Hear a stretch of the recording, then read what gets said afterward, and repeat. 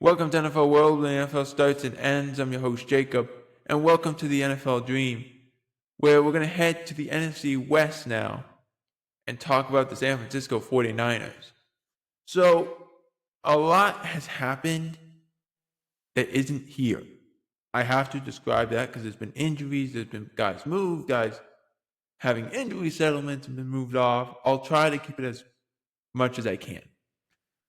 So, Mac Jones was signed as a free agent. This was a team that needed a lot of work in the free agent room, in the free agent department, and drafting department, especially with all the injuries they had last year. They have to get some youth in. Mac Jones as the backup to Brock Purdy. Okay. It's kind of interesting that this happened, suggesting he was drafted before Brock Purdy, but there you go. Luke Farrell, the tight end, signed a 3-year extension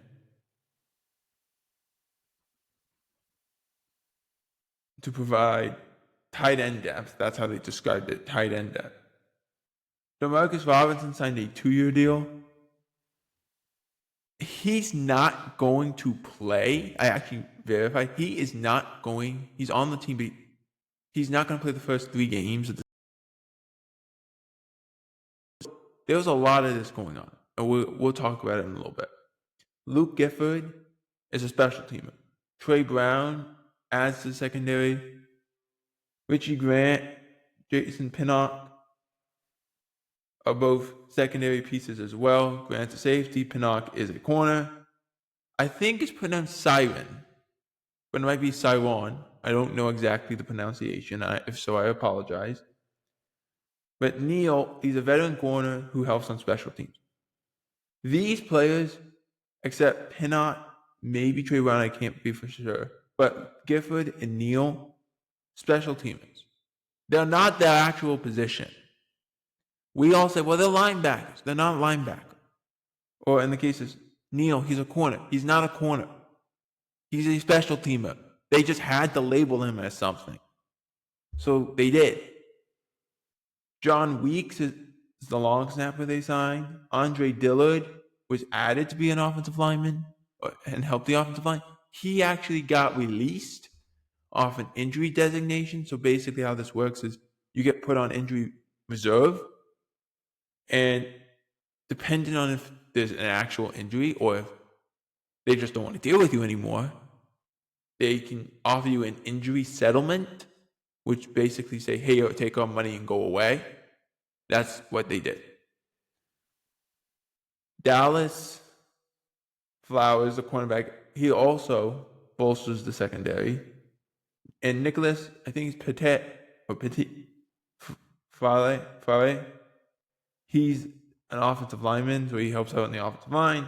Greg Joseph was a kicker who did not win the kicking competition against Jake Moody.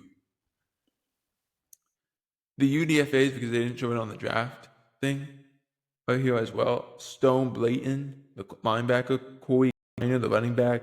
Drew Moss, the offensive lineman.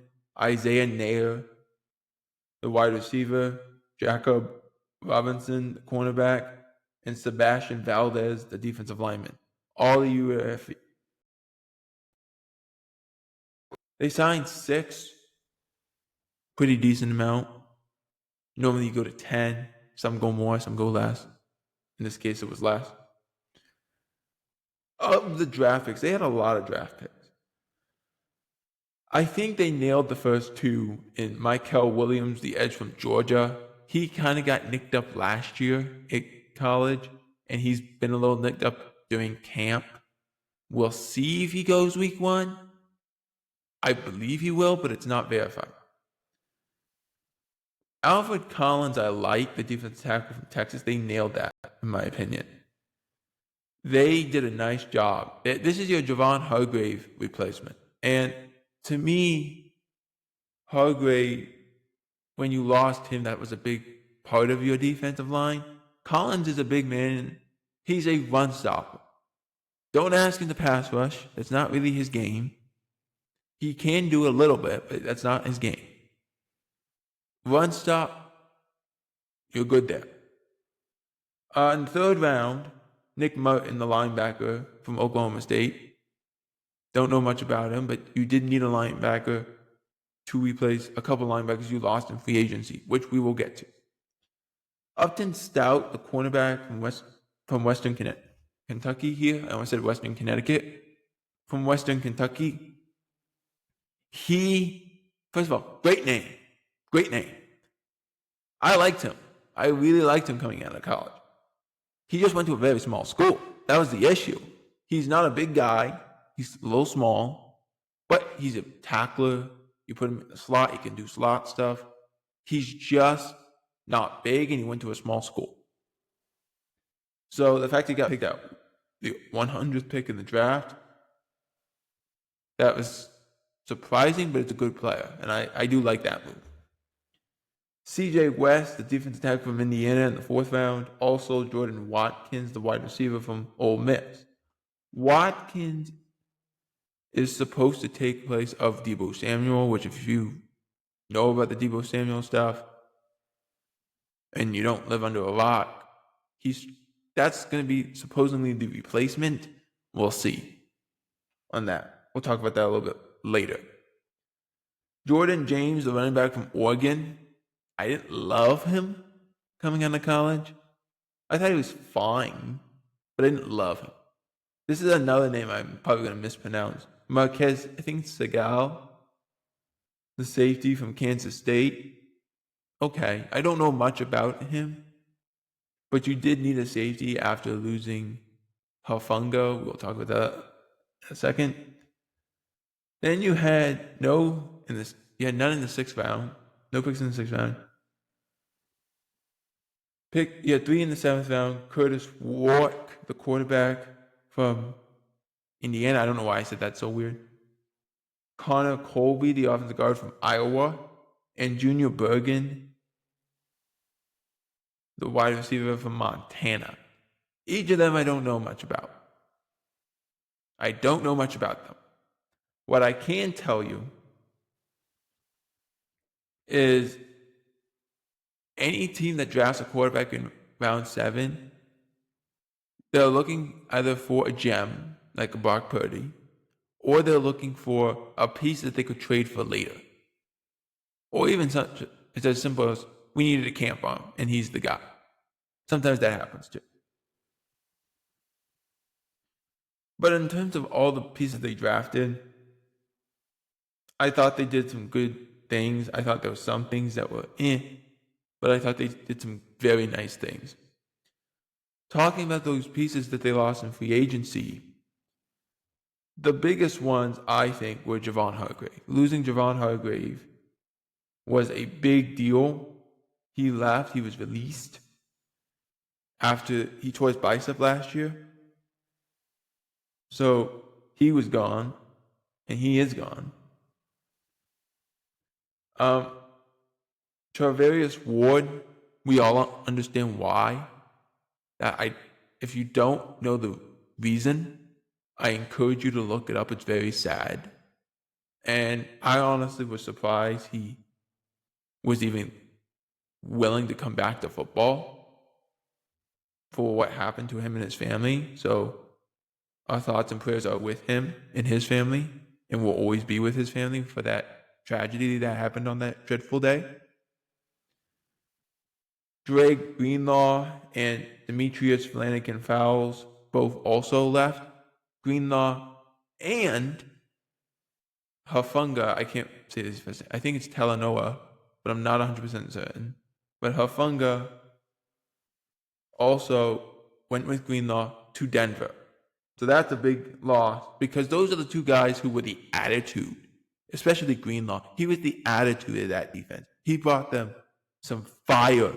They don't have that fire guy that they have. Don't get me wrong. Nick Bosa is a great player. Everyone is a great player. But Drake Greenlaw was the guy who made that attitude go up higher. Hufanga was the same way, that attitude. And now you lost them. Now they're in Denver. How are you going to find that attitude? You got Fred Warner, don't get me wrong. But when you had Dre Greenlaw and Hufanga, that attitude went to another level. And it actually skipped a level. It didn't just go from doom, doom, they went to doom. They just jammed it up 2 or 3 notches. That's what they did. Aaron Banks went to Green Bay, so that's a big deal. Deebo Samuel was traded. And I know people said, well, they drafted a wide receiver who can do the same things as Deebo. Let me say it this way. If Watkins can do the same thing as Deebo, why would you trade Deebo? It's that simple. It really, you have to ask yourself, well, there's money and all that stuff. I get that. The money, I get it. You still got to pay half of it. You're still going to pay half of it anyway. So let me ask you this very important question. If Deebo was still in the 49ers and Watkins went to the Commanders, who am I more terrified of at the end? If I'm a football fan and my favorite team plays them, who am I more terrified of? Deebo. And it's not close because I've seen him do it. I've seen him play wide receiver. I've seen him play running back. I've seen him play all these positions. I know he can do this. I have the faith he can do that. I've seen him do it. And that terrifies me. But now he's in Washington. Watkins is expected to be your replacement. I don't have to say this to you. I mean, look at the schedule and the standings they had last year. Look at the standings for in 2024. Without McCaffrey and without Deebo, mainly, their offense was not the same. Their team scored 300 points.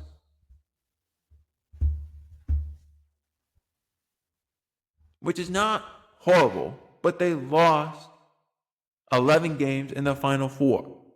They were unable to play good in the red zone. They were unable to run the football effectively. They were unable to do anything.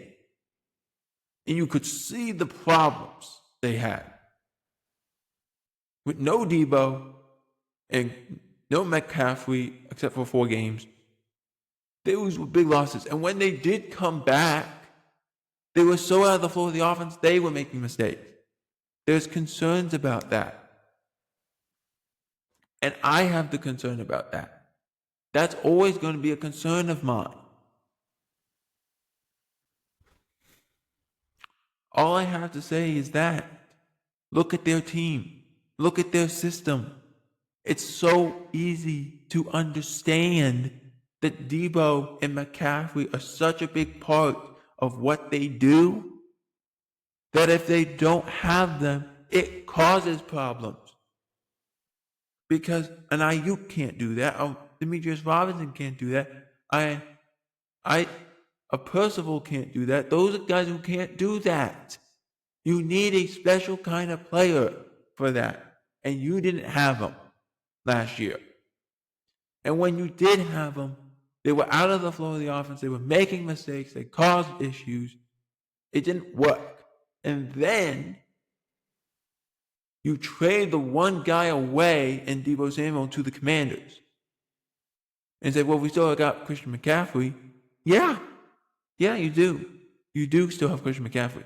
The concern is, can he stay healthy? That's a concern. It's not like their schedule is super duper hard. They have a 4th place schedule for a reason. They have a 4th place in their division. At Seattle week 1. At New Orleans. Okay, those 2 games, not super bad. Home for Arizona. They always struggle against Arizona at home for whatever reason. Home for Jacksonville. At the Rams. That's, I think, their biggest test in the beginning, is at the Rams. At Tampa. That's tough. Home for Atlanta. At Houston. At the Giants. Home for the Rams. So they just finished off the Rams in November.